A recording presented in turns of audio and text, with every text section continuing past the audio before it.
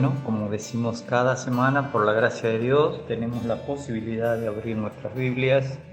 En esta ocasión, con la lección número 7, tratando de comprender el tema tiempo en la Escritura, y en este caso vamos a estar hablando relacionado con el reino terrenal. Y esto es para poder comprender las diferentes escuelas de interpretación que tenemos actualmente en los libros que normalmente leemos. Para recordar cuál es el programa que estamos desarrollando, queremos recordar los aspectos fundamentales que hay que tener en cuenta para poder ver la Biblia en forma panorámica. Hemos estudiado 4 puntos, estamos desarrollando el número 4. Primero vimos la estructura general de la Biblia, luego vimos la persona central y el mensaje central, obviamente, de la Biblia, luego las criaturas que interactúan en la Biblia y los destinos. Pero ahora empezamos con los períodos que vemos en la Biblia, y lo primero que tenemos que saber es que dentro de los períodos que hay en la Biblia están las dispensaciones, también están los pactos. Sabemos que están períodos que se relacionan con períodos proféticos, sabemos que hay períodos relacionados con la posesión y permanencia en la tierra prometida de la nación de Israel, los períodos que están relacionados con el reino terrenal, es decir, el período donde Dios ha estado gobernando y de la manera en que se fue prometiendo para el futuro el reino donde el Mesías va a gobernar. Y nos van a quedar 2 temas que van a ser los períodos relacionados con los gentiles y los que están relacionados con la iglesia. Bien, el primer punto que vamos a ver sobre los tiempos que están relacionados con el reino terrenal es que durante el primer período hubo teocracia. Dios gobernaba directamente a la humanidad, y luego ese periodo se va a llevar hasta el tiempo de los jueces, en donde nos vamos a dar cuenta la manera en que esporádicamente Dios movía estos corazones, estas personas, para hacer ciertas tareas. Este tiempo va a implicar que cuando llegue Samuel, el pueblo va a pedir un rey. Ahora lo vamos a mirar más detenidamente. En segundo lugar, Dios le promete un reino a David. Y este es un pacto incondicional que implicaba que iba a tener una casa, una familia, una descendencia, iba a tener un trono y también un rey de su linaje. Y eso hay que mirarlo detenidamente en 2 Samuel 7, del 5 al 19. Así que es muy importante este periodo de tiempo, porque le dice Dios a Samuel: no te han menospreciado a ti, sino a mí. Y eso se repite en el Salmo 89. En tercer lugar, el reino es anticipado a Israel por los profetas. Dios utiliza a los profetas para anticiparles que va a haber un reino, que va a haber un rey y Mesías, y que van a tener bendiciones materiales, que van a tener paz, que va a estar su presencia en medio de ellos, y también habla del lugar que van a tener los gentiles. Esto es importantísimo tenerlo en cuenta, porque es lo que más hablan los profetas. Si bien hablan de juicios y de disciplina porque el pueblo se vuelca a la idolatría y menosprecia a Dios, pero siempre están estas profecías futuras. Y además, las disciplinas son las dispersiones. Si ustedes leen Deuteronomio 28 van a ver que son las dispersiones. Pero también, porque hay un pacto palestino en Deuteronomio 29 y 30, Dios les promete que van a ser recogidos desde los 4 puntos de la tierra y traídos a la heredad que le prometió a Abraham. Muy importante para mí tener esto en cuenta cuando abren la Biblia, para que puedan también ver cómo los propósitos de Dios tienen un principio y terminan concretándose como Él lo ha dispuesto. El otro periodo es cuando el Señor anuncia que el reino de los cielos se ha acercado. Pero por supuesto, ese reino es rechazado por los líderes de Israel. Y al rechazar al Mesías y decidir matarle, eso lo pueden ver fácilmente en Mateo 11 y 12, sabemos que este reino se va a posponer. En Juan 1:11 dice que la actitud con cual fue rechazado el Señor fue clarísima, porque dice: a lo suyo vino y los suyos no le recibieron. Miren cómo Juan lo plantea claramente. Y además, en Mateo 21, por lo que nos enseña Zacarías, este rey vendría en forma humilde, montado sobre un asno. Y Zacarías 9:9 es claro, pero el pueblo también lo recibió y dijo: Hosana, bendito el que viene en el nombre del Señor. Así que entendían, aunque muchos probablemente no, el alcance de esa expresión de que él era el rey que venía, pero ya había sido rechazado, iba a morir. Por eso ese reino es pospuesto en Mateo 13 en adelante. Fíjense ustedes en Romanos 11, 25 al 27. Porque no quiero, hermanos, que ignoréis este misterio, para que no seáis arrogantes en cuanto a vosotros mismos, que ha acontecido a Israel endurecimiento en parte, hasta que haya entrado la plenitud de los gentiles. Y luego todo Israel será salvo, como está escrito: vendrá de Sión el libertador, que apartará de Jacob la impiedad. Este es el plan que Dios tiene preparado, no va a cambiar. Aunque las escuelas de interpretación intentan decir que la iglesia reemplazó a Israel, la Biblia no dice eso. Versículo 27, y este será mi pacto con ellos cuando yo quite sus pecados. Cuando este reino fue presentado como misterio, es decir, algo que estaba oculto, pero que ahora es dado a conocer, entonces es conocido esto como los misterios del reino. Y eso está bosquejado en Mateo capítulo 13, porque ese es un programa que no estaba indicado en el Antiguo Testamento, pero abarca desde su rechazo hasta la segunda venida. Efesios 3, por ejemplo, nos indica que la iglesia también forma parte de los misterios del reino, porque se está formando entre la primera y la segunda venida del Señor. Pero este aspecto de este misterio implica que Dios, que está formando este cuerpo en el cual los judíos y los gentiles participan, tiene un día que se termina, como vimos en Romanos 11. Y luego Dios vuelve a tratar con Israel. Si nosotros somos literales, siempre mantenemos la misma hermenéutica, no hay duda de lo que dice la Escritura y cuál es el plan escatológico de Dios. El sexto punto que estamos viendo con el tiempo relacionado con el reino terrenal es cuando sea nuevamente anunciado por los 144.000 judíos sellados durante la tribulación. El Señor advirtió a los apóstoles, ¿se acuerdan en Mateo 24 y 25 cuando está hablando del futuro? Les advierte que el evangelio del reino de los cielos se va a predicar antes de que Él regrese. Y ahí está la explicación de Mateo 24, 13 y 14 cuando dice: mas el que persevere hasta el fin, este será salvo. Y será predicado este evangelio del reino en todo el mundo, para testimonio a todas las naciones, y entonces vendrá el fin. Vamos a explicar más adelante nuevamente esta idea de qué es reino de los cielos, qué es reino de Dios, qué es la iglesia. Observen Apocalipsis 6. Cuando abrió el quinto sello, vi debajo del altar las almas de los que habían sido muertos por causa de la palabra de Dios y por el testimonio que tenían. Esto es en el periodo de la tribulación. Juan está viendo algo debajo del altar. Estas almas clamaban a gran voz diciendo: ¿hasta cuándo, Señor santo y verdadero, no juzgas y vengas nuestra sangre en los que moran en la tierra? A la iglesia no se le permite esa conducta. A la iglesia se le dice que debe orar y bendecir a sus enemigos. Fíjense, Romanos 12. Y se les dieron vestiduras blancas y se les dijo que descansasen todavía un poco de tiempo hasta que se completara el número de sus consiervos y sus hermanos, que también habían de ser muertos como ellos. Esto es en la tribulación. Ningún creyente todavía tiene vestiduras blancas. Ningún creyente está debajo del altar. Estas confusiones han generado posiciones donde lo escatológico tratan de que sea actual y lo escatológico todavía es futuro. En Apocalipsis 7 dice: después de esto vi a 4 ángeles en pie sobre los 4 ángulos de la tierra, que detenían los 4 vientos de la tierra para que no soplase viento alguno sobre la tierra, ni sobre el mar, ni sobre ningún árbol.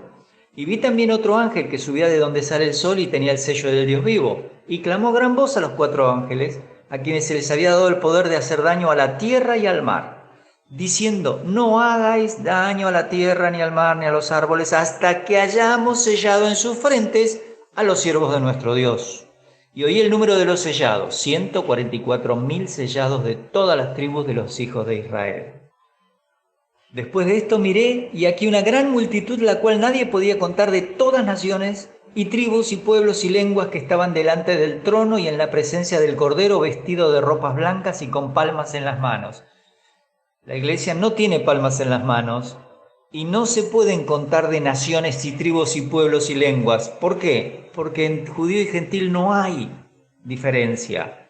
Somos uno. Clarísimo Gálatas, clarísimo Efesios 2 y 3. Y clamaban a gran voz diciendo: la salvación pertenece a nuestro Dios, que está sentado en el trono, y al Cordero. Y todos los ángeles estaban en pie alrededor del trono y de los ancianos y de los 4 seres vivientes, y se postraron sobre sus rostros delante del trono y adoraron a Dios, diciendo: amén. La bendición y la gloria y la sabiduría y la acción de gracias y la honra y el poder y la fortaleza sean a nuestro Dios por los siglos de los siglos. Amén. Entonces uno de los ancianos habló diciéndome: estos que están vestidos de ropas blancas, ¿quiénes son y de dónde han venido? Uno de esos 24 ancianos le pregunta a Juan. Yo le dije: Señor, tú lo sabes. Y él me dijo: estos son los que han salido ¿de dónde? Por favor, marquen esta frase: de la gran tribulación. Y han lavado sus ropas y las han emblanquecido en la sangre del Cordero. Por esto están delante del trono de Dios y les sirven día y noche en su templo. Y el que está sentado sobre el trono extenderá sus tabernáculos sobre ellos. Ya no tendrán hambre ni sed, y el sol no caerá más sobre ellos, ni calor alguno. Porque el Cordero que está en medio del trono los pastoreará y los guiará a fuentes de aguas de vida, y Dios enjugará toda lágrima de los ojos de ellos. Esta no es la iglesia, hermanos. Por no leer los contextos, nos han hecho creer algunos libros que estos son la iglesia. No lo son, no lo son. Estos están sirviendo. Nosotros vamos a estar reinando. Somos un reino de sacerdotes. Apocalipsis 19, versículo 6. Y oí como la voz de una gran multitud, como el estruendo de muchas aguas, y como la voz de grandes truenos, que decía: aleluya, porque el Señor nuestro Dios Todopoderoso reina. Fíjense que está hablando de reino.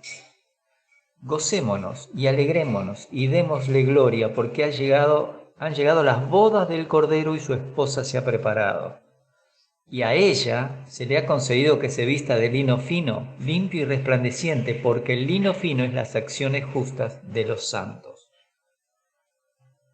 Y el punto 7, cuando el reino esté manifestado durante el milenio. Es decir, el reino es un tema que está en la Escritura y que panorámicamente lo tenemos que tener comprendido. Y en este tema es el milenio. Es decir, luego de la segunda venida vamos a tener 75 días antes de que se inicie el reino milenial. Si leemos Daniel 12, del 1 al 13, vamos a ver que el plan de Dios es también resucitar a los santos del Antiguo Testamento para permitirles que tengan su reino. Así que este tema de empezar un reino milenial es parte de lo que el Señor expresa en Mateo 24 y 25. Lo que vemos después descrito en Juan, en Apocalipsis 20 del 1 al 6, que hay 2 resurrecciones. Los que tienen parte en la primera van a estar reinando con Cristo por 1000 años, y los que queden fuera de esa primera resurrección, que tiene varias etapas, van a tener la resurrección, el juicio del gran trono blanco y directamente al lago de fuego y azufre. Es importante revisar 1 Corintios 15, del 22 al 28, porque indica que el milenio es como un preludio de un reino eterno.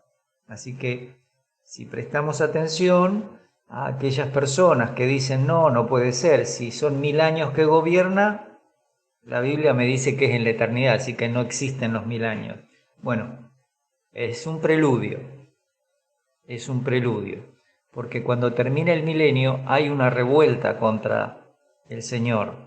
Y esa revuelta de los hijos que entraron al milenio y que tenían el Espíritu Santo, pero que ellos ya no lo tienen, es aprovechada por Satanás. Recuerden que ya no hay ángeles junto a Satanás ayudándoles a juntar a las naciones. Directamente lo que hay es un solo ángel, que es Satanás, que sale a engañar a las naciones. Vamos a tratar de entender en esta diapositiva el día de Yahvé o de Jehová. Esto es una línea de tiempo y nosotros tenemos un reino prometido a David en 2 Samuel 7. Tenemos el tiempo de la cruz, porque el reino es presentado, rechazado y es pospuesto. Tenemos todo este tiempo que es un misterio que no se conoció en el Antiguo Testamento, pero se está formando la iglesia.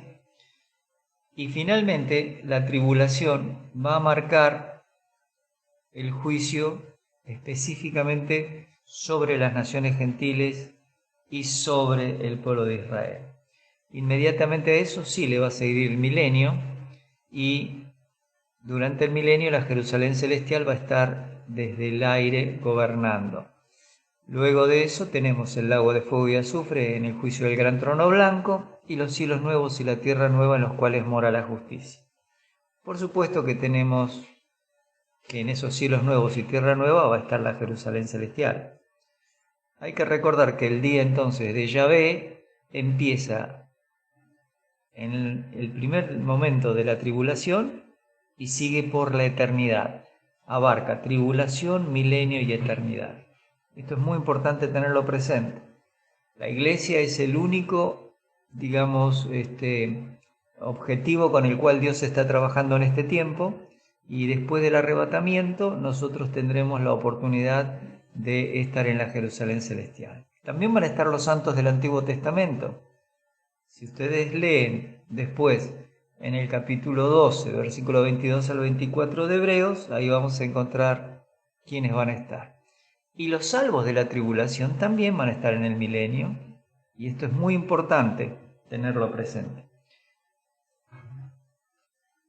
En la diapositiva 15 vamos a aclarar este periodo entre la tribulación, que dura 7 años, y el milenio. En el medio colocamos, por supuesto, el espacio de tiempo que va a haber antes de que empiece el milenio.